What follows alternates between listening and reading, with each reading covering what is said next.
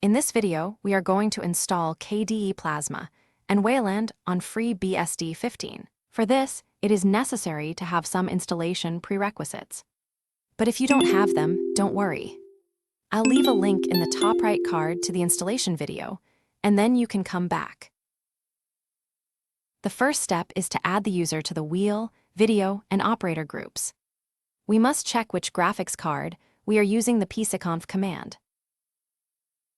The second step is to install the required direct rendering manager, which manages the graphics card at a low level and provides acceleration. The third step is to load the DRM module using sysrc for the graphics card. We also install the Wayland compositor packages, seat, and dbus. The initial release was in 1993, and the first version was based on 386 BSD, a BSD derivative that was compatible with IBM PCs.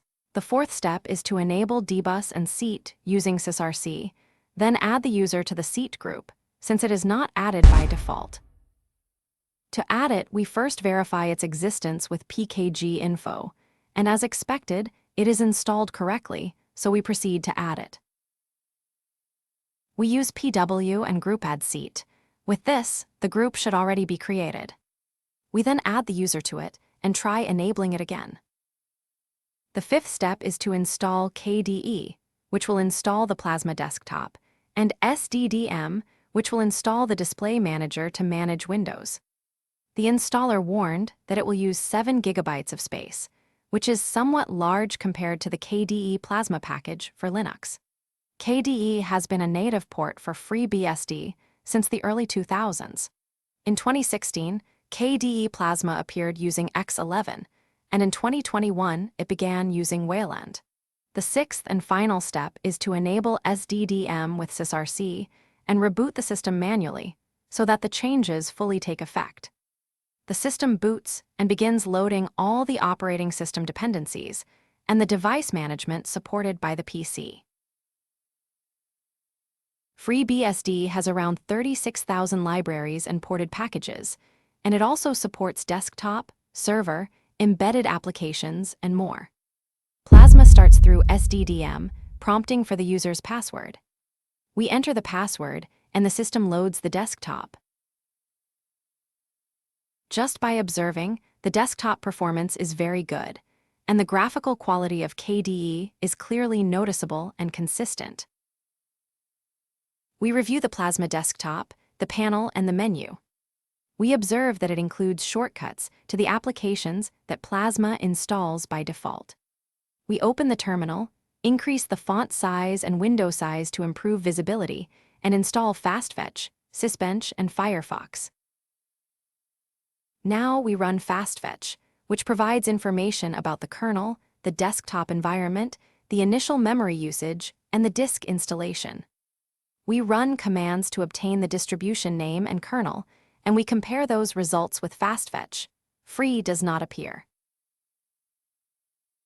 We use Sysbench for evaluation, starting with the CPU, observing single-thread performance, and then 5-thread performance through operations. Then we run the threads and mutex tests to analyze concurrent load management and resource locking behavior, respectively.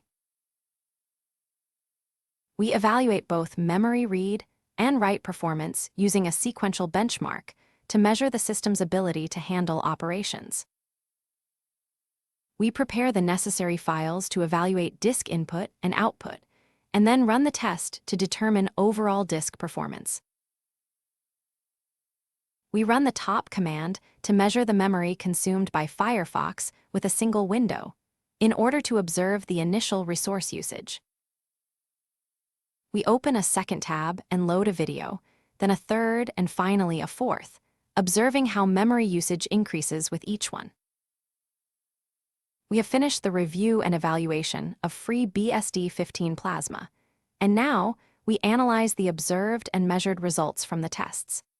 This is a comparison with Linux distributions on the same computer. FreeBSD uses its own kernel, 15p1, the most recent version. The initial memory usage is average. The megabytes per package are very high. It supports Y2038, and the boot time is excellent. In the CPU tests, scaling was required because FreeBSD uses HR time internally, which gives good results except in concurrency overall. Regarding memory, the values are very poor. Tab memory consumption is average, and disk performance is clearly the best overall. In conclusion, FreeBSD has very strong evaluation and performance aspects, but it also has others that are average compared to Linux. Installing KDE Plasma Desktop instead of XFCE did not have much impact. The changes in values are minimal, but KDE is more robust. That's all for this video. If you liked it, give it a like, comment, subscribe, and enable notifications. See you in the next video.